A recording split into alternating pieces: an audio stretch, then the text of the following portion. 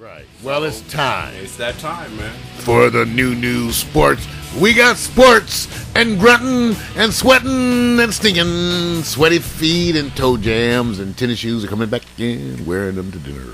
Well, I hope we don't see that tomorrow. Hey, it's sports. It's been new sports, Vic. It's been, that's because it was Monday, and, it's Monday Night Football, and it's just sporty things, Vic. And it was disappointing because Monday Night Football, unfortunately, gave you two types of teams playing, but it came from one team. The Miami Dolphins of the first half of Monday Night Football was the team we thought would come to play.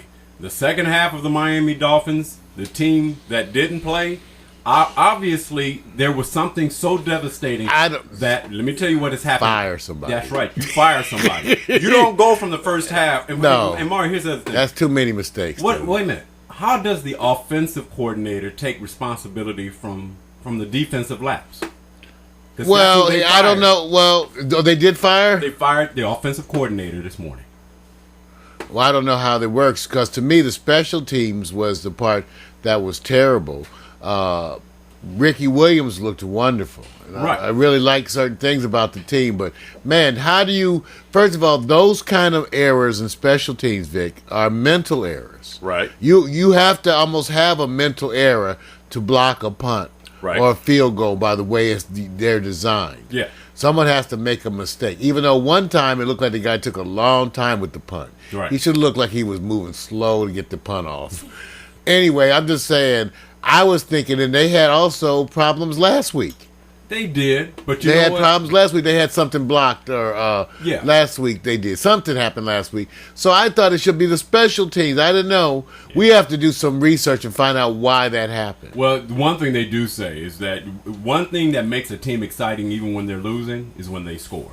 And when you score a lot of points, and they have a saying, and I may be killing it, they say, you score to entertain, but you play defense to win games. So when you're not scoring and you're playing no defense, guess who gets the knock? They go, we want offensive scoring. Miami is not known for scoring a lot of points. So on one hand, I can understand that they had a problem anyway, or concern.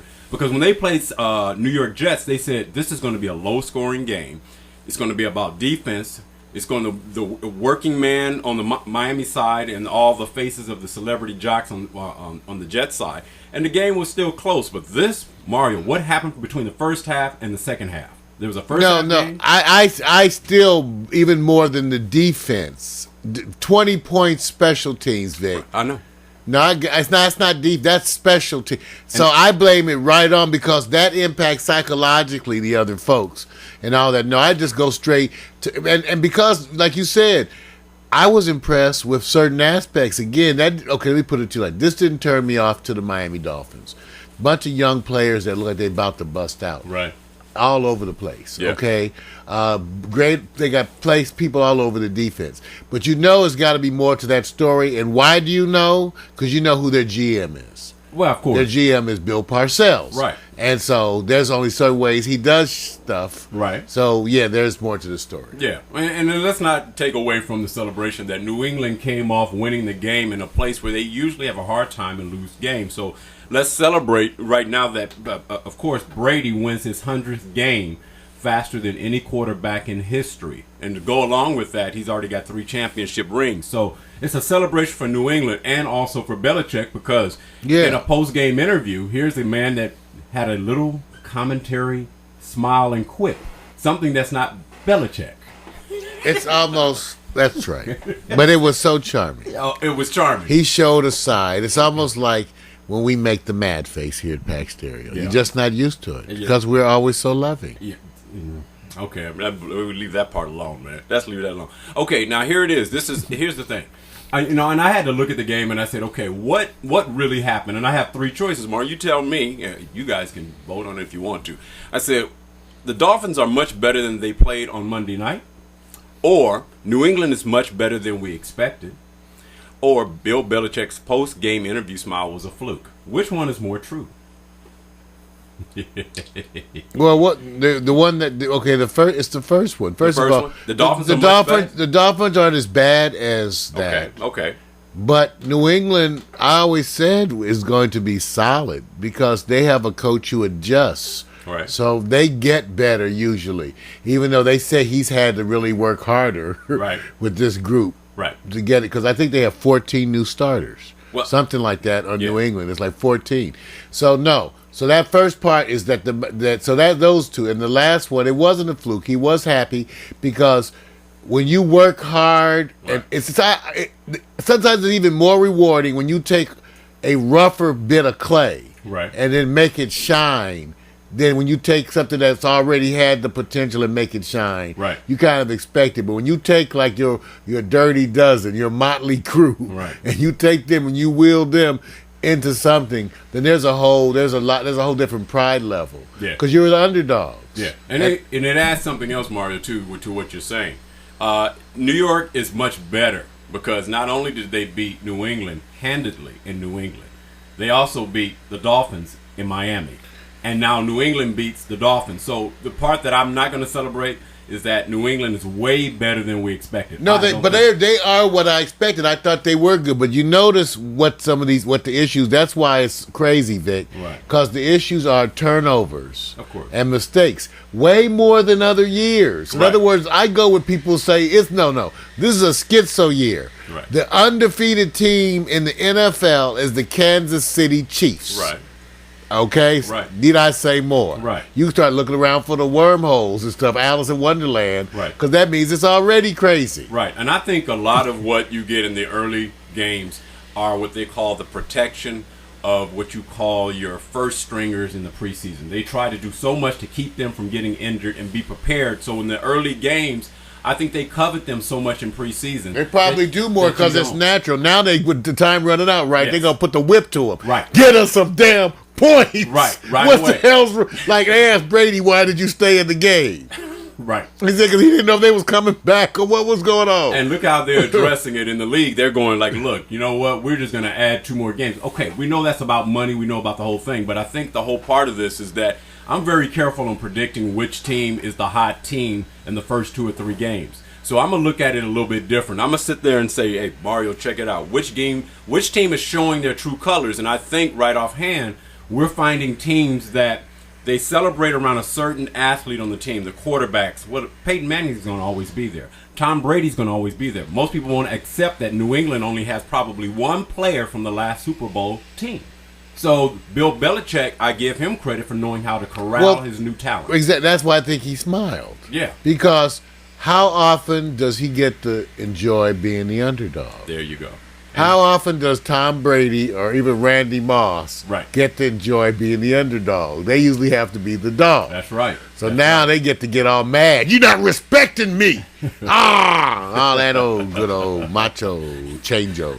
Well, it leads me to the next question here because I think we want to find out that it's going to always be around here because when Brady got his 100th victory, he already got 3 championship rings, Super Bowl rings under it. It led me to think about the conversations going around. What quarterbacks are bound Canton Hall of Fame? You know, and we know that it typically means that it's like Dan Marino, never having a championship ring, but performing so well. I always say Peyton Manning is the later. Did Dan never got one? Who?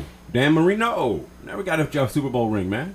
I thought he had got. No, I guess he did. No, we didn't get one. Ooh. So now I thought, you know what? Even though he set all those records, know. Nope. He was to me what Peyton Manning is today. He had this thing of delivering the ball so quickly. Didn't they go to the Super Bowl? See, I thought they lost one. You never remember the losses. See, I know. It's like we know he didn't win the Super Bowl. He didn't win. Oh, I got it. Okay. So here it is. You got 3 quarterbacks that you believe automatically are going to Canton, and I gave you 6 choices. Now here it may be unfair. It may be unfair because some still need to build their legacy. But the trick is if there's the automatic 3, then we'll find out if the other 3 have a 50-50 or better chance. So we said Peyton Manning, Drew Brees, Jay Cutler, Donovan McNabb, Tom Brady, and Michael Vick. Which 3 are automatically going to Canton, Mark? Okay, I'll give you the top because I actually think it's more than 3. Peyton Manning, number 1. Okay. I think Tom Brady, Number 2. And we could argue about those positions, by the way. That's the whole trick. Who's number 1? Who's number 2, right. Yeah. Now, after that, see, I actually think that Drew Brees is going and Donovan. I think Donovan comes in next, though.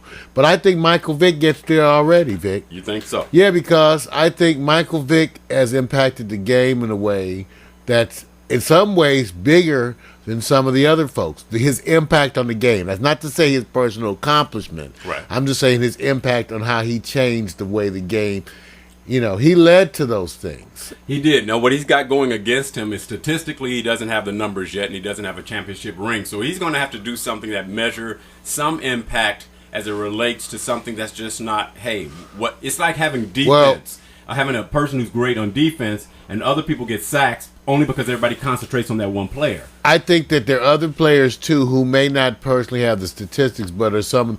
In other words, you have players who may not have done the most, but they are the most memorable players in the game. Gale Sayers. Right. These are players who are some of the most memorable ever. Right. But on the accomplishment level, either their careers were cut short right. or whatever. So, no, I think Michael Vick, I bet you. I bet you he gets Hall of Fame. He's one of the most memorable players of our time, and I think even if he doesn't do much more, right, that he still gets there. Okay, I'll go with that. I'll say this: I think Tom Brady's number 1, clear, no matter what, because I think the measurement is championships, and he did it at such an early age. He's efficient. He has leadership qualities. He is the prototypical quarterback that turns around and say, if Peyton Manning knows how to get the ball to his players, and he's good in the regular season. But when it comes to just to winning, just the intangible, like you said, impact, I look at Tom Brady as number 1, Peyton number 2. And I do look at Drew Brees, even though Donovan McNabb has a longer history. But, they always say when you're 6 foot, maybe 175 pounds, 80 pounds wet, and you can already lead your team unconventionally in a way where you don't use your legs, like, say, a Michael Vick, and you can lead your team down to winning a championship without great defense, I'm saying, well, Drew Brees is there for the losing. And then I'll go to Donovan McNabb because they got it. Unless he gets into a championship, the discussion is going to be about how he went to the NFC championships and won those. But I just think he's got an assured position. It's just a matter of when. Some of them go in fast. Right. I just think he's got a now. Tom Brady's got 5 rings. 3. 3. It's 3. 3 rings. I thought he had more. Okay, but Peyton's got 3, right? 1. Oh, I'm way off. Okay. All right, because that was the thing. Right. Who has the most rings? Yeah. You know what? It's championships. It's that they have 2 numbers are different, too. Yeah. Because Brady has some championship, without the ring. Because they've lost. Yeah. New England's only lost 1 Super Bowl. You think about it. They've lost 1 Super Bowl. So they won all their Super Bowls except 1 that they've gone to in the Brady era.